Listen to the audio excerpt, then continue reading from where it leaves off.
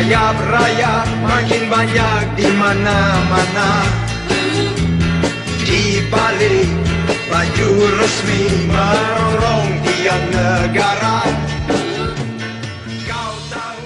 Bismillahirrahmanirrahim. Assalamualaikum warahmatullahi wabarakatuh. Waalaikumsalam warahmatullahi wabarakatuh. Selamat siang guys.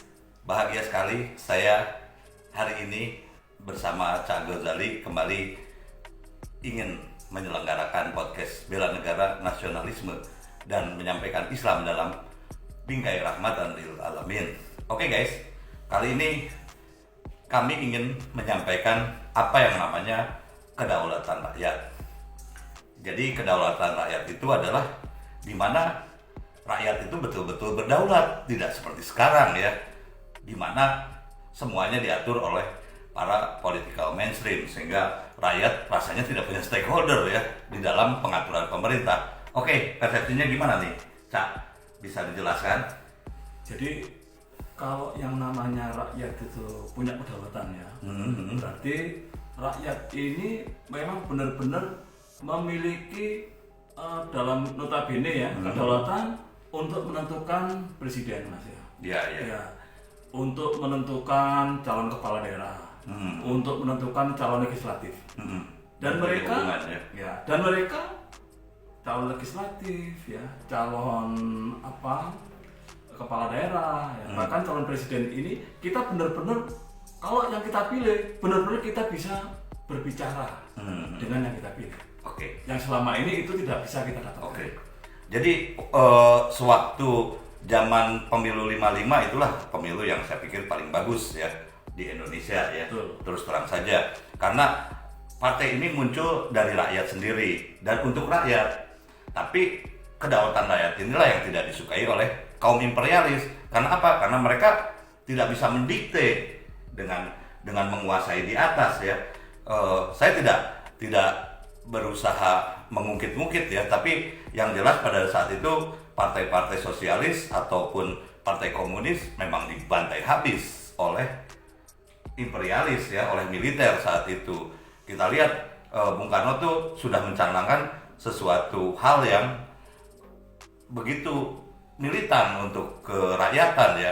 Nah, bisa ceritain sedikit tuh Mas untuk urusan itu.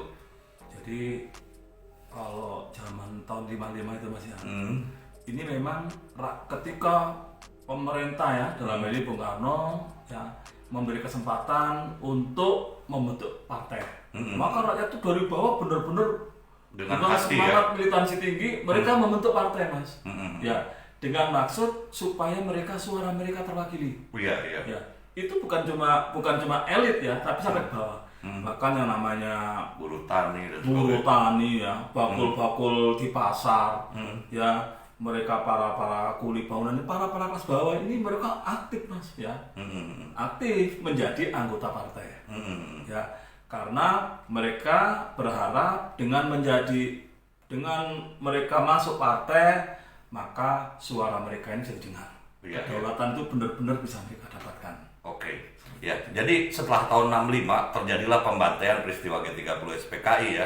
Saya tidak mengatakan siapa yang salah, siapa yang benar, tapi ada peranan militer membantai habis ya. Membantai habis orang-orang yang para aktivis ya. Apakah dia dituduh PKI dibunuh ya. Banyak sekali sampai pengakuan Sarwo Idri Wibowo sendiri atau mertuanya Pak SBY atau kakeknya Pak AHY ya. Itu dia mengatakan bahwa dia sudah membunuh 3 juta orang.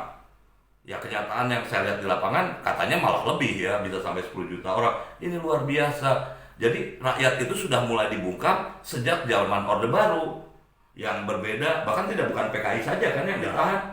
Jadi kan kita lihat ya, jadi mereka ini pertama PKI ya. Itu pun sebenarnya yang dibunuh ya tokoh-tokohnya itu Mas, itu titipan dari Amerika itu Mas. Iya. Sudah dicatat tuh mereka ya itu udah ada dokumennya ya. Okay. Nah baru kemudian setelah tokoh-tokoh yang dianggap menghalangi niat Amerika menggarong Indonesia ini itu dibunuh. Iya, iya. Baru kemudian dilakukan teror di tingkat rakyat ini. Iya, iya. Ya, mereka yang dihabisi kan kebanyakan orang ya dari nasionalis ya. Iya, yang aktivis ya. Nasionalis, karena yang nasionalis kan benar-benar memang membela negara mas, dianggap berbahaya. Kemudian ya mereka yang notabene disebut PKI ya karena dibilang terlibat itu, dan juga kaum sosialis. Iya, iya. Ya, ketika itulah. Jadi sebetulnya dari dulu ya, dari zaman kemerdekaan pun dari tahun 47 sampai 49 ada dua tokoh yang bukan orang PKI tapi orang sosialis seperti Amir Syarifuddin ya, Maruto Darusman, terus kemudian siapa namanya Tan Malaka, itu juga mereka bunuh karena mereka ini adalah orang-orang yang berperang melawan imperialisme dan kapitalisme kan, begitu ya mas ya. Karena memang saat itu paling mudah melawan kapitalisme dan imperialisme itu ya lewat jalur komunis mas, karena kan kontra ya. Iya.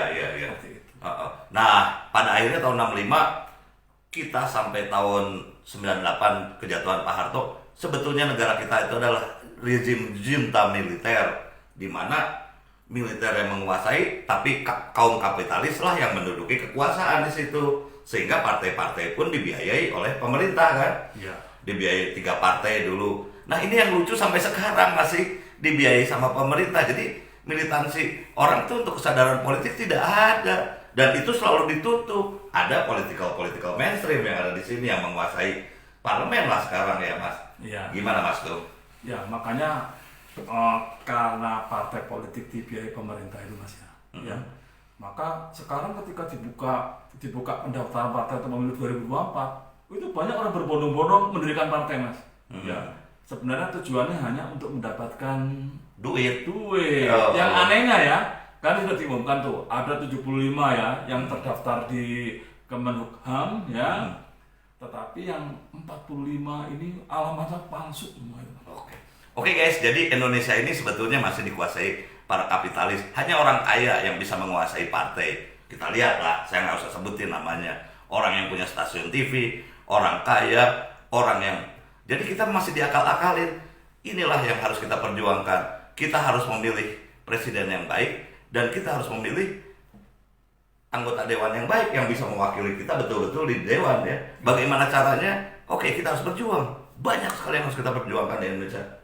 Bukan begitu mas? Nah, iya mas, itulah tantangan kami mas sebagai mentor politik. Nah ini sebenarnya saya ini kan sebagai mentor politik itu cuma mengajarkan rakyat supaya berdaulat.